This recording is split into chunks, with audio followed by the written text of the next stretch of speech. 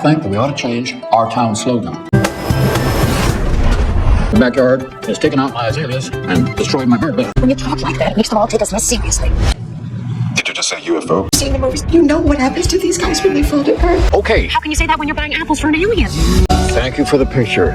It's about Dad buying apples for an alien.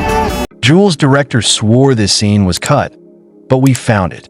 What does it reveal about the ending?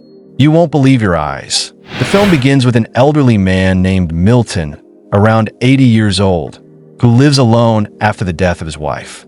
His son has left home, and only his daughter remains to care for him. Although she helps him with everything, she often becomes frustrated with the burden. Milton regularly attends city council meetings, persistently requesting the construction of a road in front of his house. However, his appeals are always ignored. One day, when his daughter visits, she gives him money for the month and urges him to see a psychiatrist, suspecting he's slowly losing his memory. Milton firmly refuses, and although his daughter doesn't argue further, the situation weighs on her. That night, Milton hears a loud noise coming from his backyard. When he goes to investigate, he is shocked to find a crashed spaceship. He calls the emergency services to report it, but they dismiss it as a prank and hang up. The next morning, at the council meeting, Milton repeats his usual road request, but is once again ignored.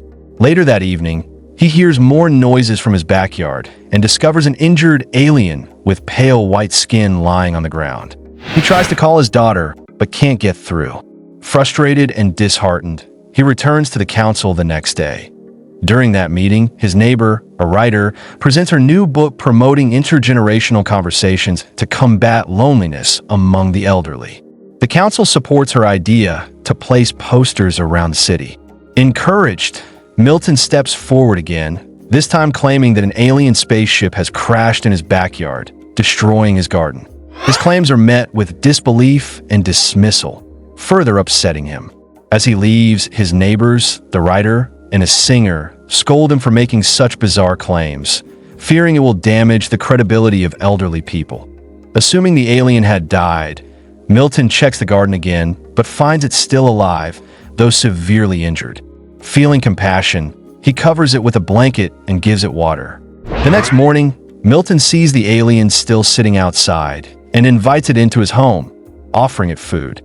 The alien only eats a slice of apple, which leads Milton to believe it likes apples. He buys a large quantity from the store, telling the cashier they're for an alien. The cashier is bewildered, thinking Milton has lost his mind. Later, Milton sees a news report about an unidentified object crashing from the sky, possibly a spaceship. But he pays it little attention. The alien, now recovering, explores Milton's house and is even given a separate room. Milton opens up about his life, sharing that his wife has passed away, his son moved to California, and his daughter visits occasionally. He even shares his favorite TV dance show with the alien, hoping to cheer it up. Soon after, Milton's daughter hears from the store cashier about her father's odd comments regarding aliens and apples.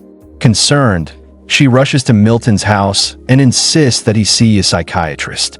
This time, Milton reluctantly agrees. Later, the writer's neighbor visits to use his printer and accidentally discovers the alien in the room. Shocked, she is taken to the backyard where Milton shows her the crashed spaceship. She realizes Milton was telling the truth and believes the alien is harmless. She urges Milton to hide it from the authorities, fearing government experiments. Meanwhile, the singer's neighbor becomes suspicious after seeing the writer's car at Milton's house. At the same time, the government, now joined by the FBI, is intensifying its search for the alien craft. Days pass, and the alien continues to stay with Milton. One day, Milton finds drawings made by the alien, each showing 7 cats. He assumes it's a gift and is touched. Eventually, the alien begins repairing its spaceship. Milton agrees to visit the psychiatrist with his daughter, but during the test, he gives all the wrong answers. While Milton is away, the writer visits the alien to keep him company.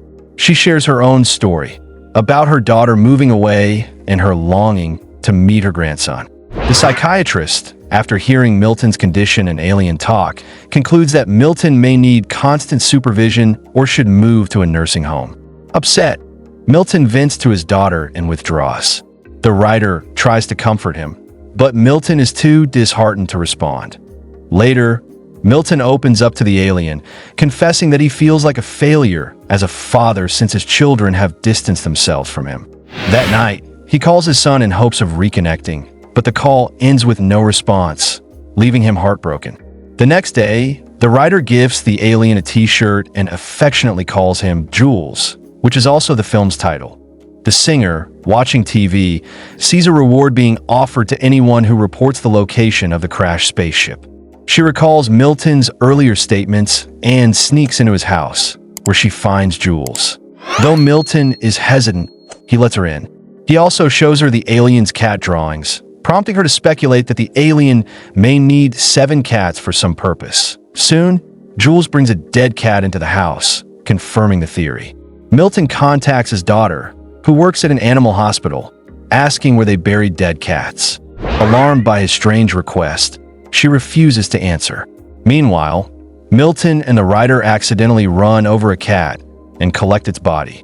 The FBI, who were tailing them, witnessed this odd behavior and became more suspicious. Now in possession of 3 dead cats, the group needs 4 more. The singer volunteers to find a rest. She manages to gather 3 more, leaving just 1 to go. Just then, FBI agents arrive, prompting them to hide. Once the agents leave, they realize they must act quickly. Milton remembers that the singer has an old, sick cat. When he asks her to use it, she becomes emotional and storms out. The writer comforts the singer, who tearfully admits she couldn't bring herself to euthanize her cat because it helped her combat loneliness. Eventually, she agrees. Jules gently puts the cat to sleep without causing pain. With 7 cats now gathered, Jules wraps them in a silver cloth, transforming them into a glowing red substance, fuel for his spaceship. Jules prepares to leave and gestures for Milton to come with him. Milton considers it, but at that moment, his daughter calls, apologizing for her behavior and expressing her love. Touched, Milton decides to stay. Just then, the FBI arrive to raid his house. The group quickly escapes in Jules' spaceship and lands outside town. There, they bid farewell.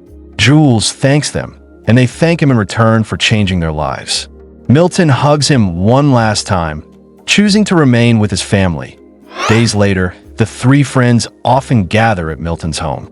Once lonely, they now enjoy each other's company and have formed a strong bond. One evening, the writer wonders aloud if Jules remembers them. That same night, Milton hears a familiar sound in his backyard. Smiling, he realizes Jules has returned. The story ends with a touching message. In a world where relationships have weakened and loneliness prevails, especially among the elderly, a little companionship can change everything. Still confused about the ending? Don't worry, even the actors were. Let's argue about it below, and hit subscribe for more chaos. Thanks for watching.